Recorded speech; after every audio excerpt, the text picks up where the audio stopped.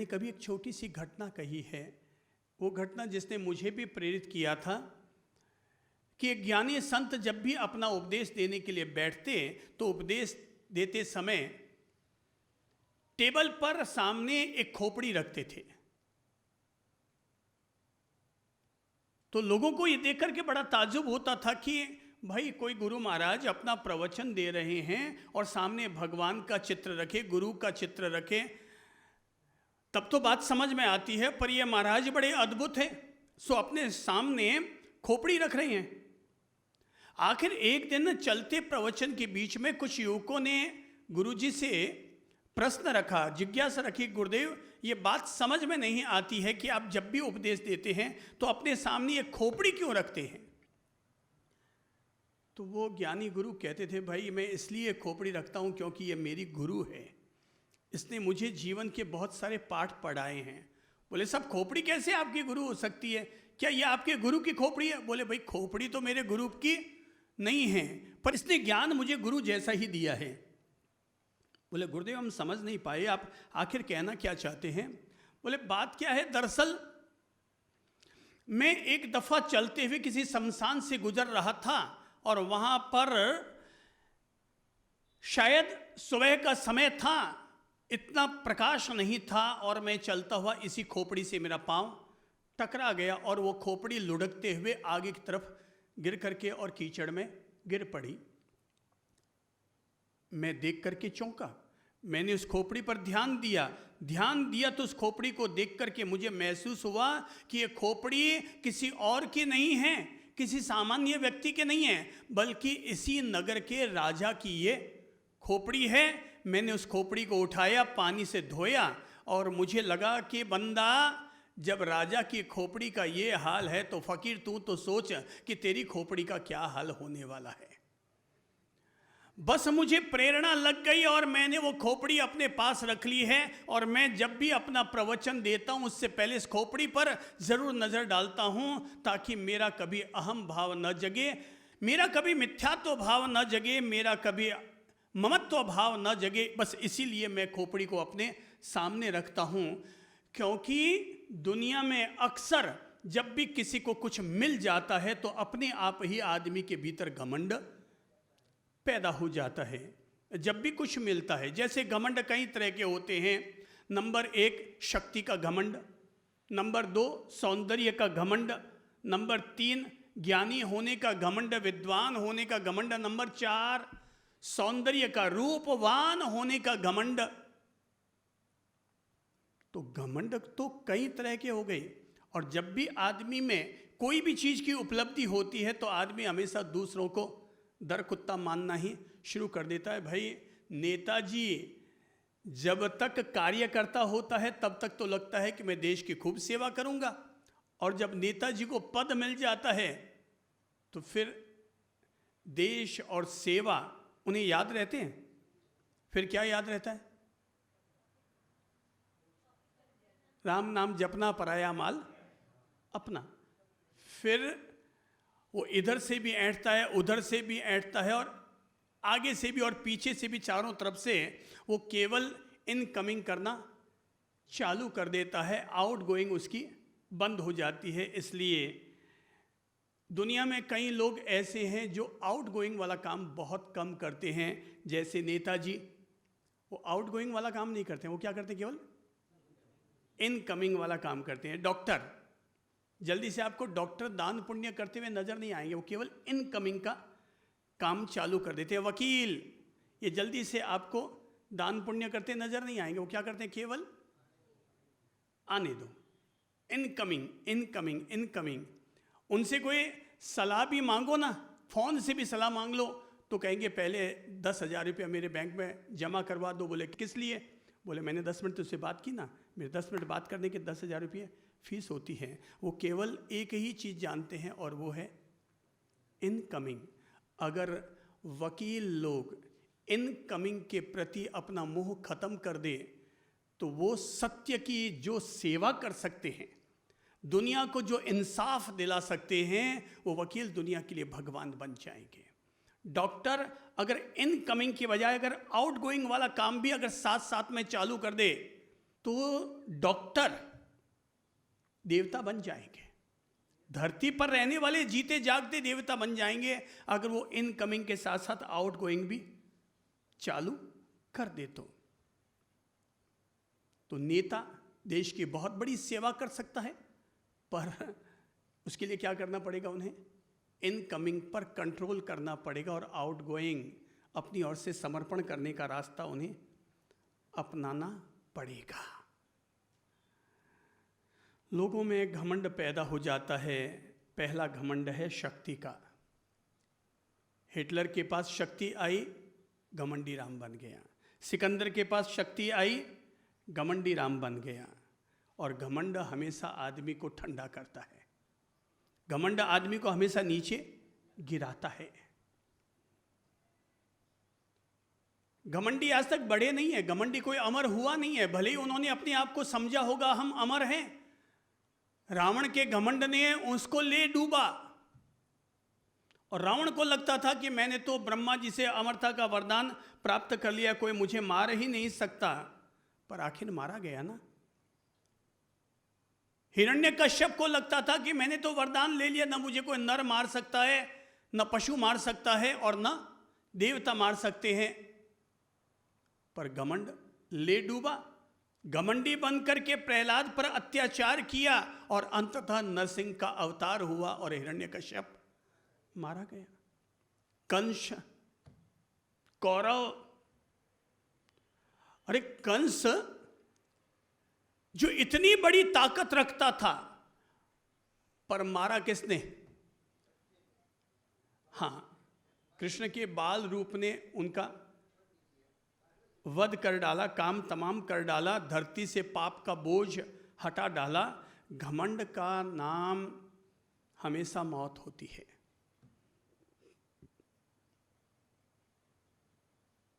कहते हैं ना कि अहंकार में तीनों गए, धन, वैभव और वंश। चलो सब बोलो, अहंकार में तीनों गए, धन, वैभव और वंश। न मानो तो देख लो रावण, कौरव, कंस। तो तीनों का ही नुकसान हुआ। मैं इसीलिए ये सुझाव दूंगा आज कि हम अपने जीवन को अनुशासित करने के लिए, अपने जीवन को नियंत्रित करने के लिए, अपने जीवन को ज्योतिर्मय बनाने के लिए अपने जीवन से क्या चीज़ हटाएं? घमंडी राम हटाएं और भीतर में विनम्र कुमार को अंदर में स्थापित करें। अपने भीतर विनय चंद को अंदर में स्थापित करें, खुद को विनम्र बनाएं। कभी एक ज्ञानी गुरु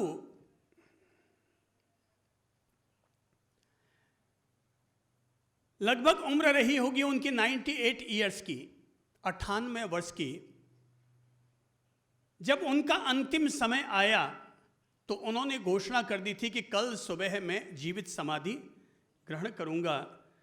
शिष्यों ने काफ़ी अनुरोध किया, गुरुदेव आप ऐसा न करें। बोले मुझे मेरे जीवन का जितना उद्देश्य था मैंने पूरा कर लिया। और शाम को जब सारे शिष्य एकत्रित हुए और कहा कि गुरुदेव अब जब आपने फैसला कर ही लिया है तो आप फिर जाने से पहले अपना अंतिम उपदेश भी हमें देते जाइए। तब गुरुदेव ने कहा मैं अपना अंतिम उपदेश कल सुबह जब जीवित समाधि लूँगा उस समय ही दे करके जाऊँगा। अब उनके लिए गड्ढा खोद दिया गया। जीवित समाधि के लिए वो गड्ढे में उतर गए और कहा कि जब मैं अंदर बैठ करके समाधिस्थ बन जाऊं तब तुम लोग ऊपर से मिट्टी डाल देना। और जैसे ही वो अंदर उतरे, समाधि लगाने को प्रस्तुत हुए कि तभी शिष्यों ने कहा कि गुरुदेव गुरुदेव वो अंतिम उपदेश, अंतिम देशना तो आपने दी ही नहीं। गुरु मुस्कुराए और मुस्कुरा करके कहा कि अच्छा जरा देखो मेरे मुंह की तरफ देखो। और ये कहते हुए गुरु थे गड्ढे में नीचे और मुंह ऊपर किया, अपना मुंह खोल के दिखाया और कहा कि जरा देखो तो मेरे मुंह में तुम लोगों को क्या नजर आता है। गुरु ने, अब 98 वर्ष के गुरु 100 के करीब पहुंच चुके हैं, अब उनके मुंह में क्या मिलेगा। मुंह खोला, बोले गुरुदेव आपके मुंह में जीभ नजर आ रही है बोले क्यों, और कुछ नज़र नहीं आ रहा? बोले नहीं गुरुदेव, और तो कुछ नज़र नहीं आ रहा है, केवल जीभ ही नज़र आ रही है। बोले क्यों भाई, दांत कहाँ से हैं? बोले गुरुदेव आप भी कैसी बात करें, 98 साल की उम्र में आपके दांत तो कभी के ही गिर चुके हैं। जब आप 70 के थे तब तक आपके सारी बत्ती सी निकल करके बिखर गई थी। आपके तो बत्ती सी गिरे हुए ही 28 साल हो गए। तो बोले जो गुरुदेव आपके मुंह में बत्ती सी थी वो तो पहले ही गिर चुकी है। तो बोले क्या तुम वजह मुझे बताना चाहोगे कि दांत क्यों गिर गए और जीभ अभी भी क्यों हैं? बोले गुरुदेव दांत तो इसलिए गिर गए क्योंकि दांत हमारे कड़क होते हैं, अकड़ू होते हैं, इसलिए दांत हमारे पहले गिर जाते हैं। बोले जीभ अभी तक क्यों है? बोले गुरुदेव जीभ तो हमारी नरम होती है, इसलिए जीभ अंतिम पल तक भी हमारे साथ रहती है। तब गुरु ने कहा बस मैं जाते जाते तुम लोगों को अंतिम उपदेश यही दे रहा हूँ, तुम अगर जीवन भर जीभ की तरह अगर नरम रहोगे, अगर जीभ की तरह नरम रहोगे तो अंतिम सांस तक लोगों के दिलों में बसे हुए रहोगे। पर अगर दांत की तरह कड़क और अकड़ू हो गए तो जीवन में समय से पहले ही तुम लोगों के दिलों से निकाल दिए जाओगे। इसलिए बनना अगर कुछ है तो क्या बनो? क्या बनो? नरम। क्या बनो जीवन में? नरम। भाई दो विकल्प है, एक है नरम और दूसरा है गरम। दिल में जगह किसकी बनेगी? किसकी बनेगी? नरम की। आपको गुस्सा आता है बेटा? हाँ, तो गुस्से में आपने झट से यूं कर दिया। हाँ, तो गुस्सा आने का मतलब क्या है? हम नरम है कि गरम है? गरम। ध्यान रखिएगा, हो सकता है ये बिटिया नरम भी होगी, ये बिटिया नरम भी होगी, पर जीवन में अपनाई गई 100 बार नरमाई और एक बार गरमाई बराबर नहीं हो जाती है। 100 बार की नरमाई को खत्म कर डालती है केवल हमारी एक बार की गरमाई। अर्थात एक बार अगर हम गर्म हो जाते हैं तो 100 बार हमने कितनी भी अपने आप को नरमाई से पेश किया हो, हमारी एक बार की गरमाई 100 बार की नरमाई को, ठंडाई को खत्म कर देती है। जैसे मान लीजिए कि अभी अगर मैं इसी शहर में, मान लो अगर मैं गांधी मैदान में प्रवचन देता हूं तो 51 दिन प्रवचन देता हूं, पूरे शहर में बहुत गौरव फैलता है, यश फैलता है, लोगों के जीवन में रूपांतरण होता है, लोग एक नया उजाला पाते हैं। पर 51 दिन के दौरान अगर मेरे मुंह से एक शब्द हल्का निकल गया, क्या होगा? मेरे 51 दिन की मेहनत सारी पानी फिर गई और मेरा एक हल्का शब्द मेरे 51 दिन की मेहनत पर पानी फेर देता है। अर्थात जीवन में जहाँ नरमाई जरूरत है वहीं गरमाई को भी हटाने की ज़रूरत है। वरना हम कितना भी अपनी ओर से अपना स्थान क्यों न बना लें, पर जैसे ही एक बारी हम गर्म होते हैं हमारी सारी नरमाई क्या हुई? भाई साहब आप आइसक्रीम थे, 10 दिन तक आइसक्रीम बंद करके फ्रीज में जमे हुए रहे, पर एक बार अगर चूल्हे पर रख दिए गए तो वो 10 दिन की सारी मेहनत बेकार हो गई ना। इसलिए क्या चाहिए? नरमी का न अपनाओ और गर्मी का ग हटाओ। नरमी का न अपनाओ और गर्मी का ग हटाओ। तो कैसे हटाएंगे हम? छोटी छोटी सूत्र ले लो। पहली बात, 4 सूत्र दे देता हूं छोटे से। अहंकार को हटाने के लिए, जीवन में विनम्रता को लाने के लिए, नरमाई को लाने के लिए पहला सूत्र है, मैं की बजाय हम का इस्तेमाल करो। सब बोलो, मैं की बजाय हम का इस्तेमाल करो। ये मकान किसने बनाया? बोले मैंने बनाया। क्या करो? इस मैंने को हटाओ। अब क्या बोले इसकी बजाय? हमने बनाया। आप 4 भाई हैं और जबकि श्रेय कौन ले रहा? अकेला। ये मकान किसने बनाया? बोले मैंने बनाया। वो 3 बगल में बड़े खड़े हुए भाई कह रहे हैं क्यों, मैं कहीं फालतू या गई? मैं कि यूं ही फालतू धक्का खा रहा था, फाका मार रहा था अकेला बनायो। तो तरीका क्या है अहंकार को तोड़ने का? अगर हम ये कह रही है मकान मैंने बनाया, तो अहम भाव पैदा होगा। और वहीं अगर हम ये कहेंगे ये मकान हमने बनाया, हम में बाकी के तीनों भाई भी अपने आप आकर के शामिल हो गए, न इनको बुरा लगेगा ना उनको बुरा लगेगा। अर्थात मैं को हटाओ और हम का इस्तेमाल करो। क्या है शब्द? सब बोल लीजिए।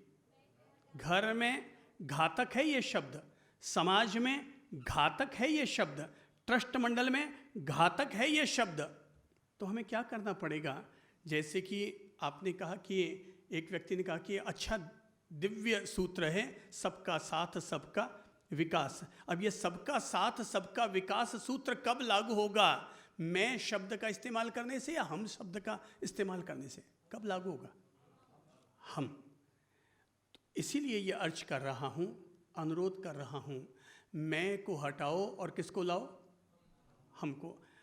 एक के साथ जैसे ही दो को जोड़ोगे, 1 + 1 2 हो गया, और 1 केवल 1 रह गया। 1 के साथ 2 को जोड़ोगे तो 3 बन जाओगे, 1 के साथ 4 को जोड़ोगे तो 5 हो जाओगे, नहीं तो 1 का 1 ही रह जाएगा। तो 1 को अगर 2 होना है, 1 को अगर 3 होना है, तो उसे क्या करना पड़ेगा?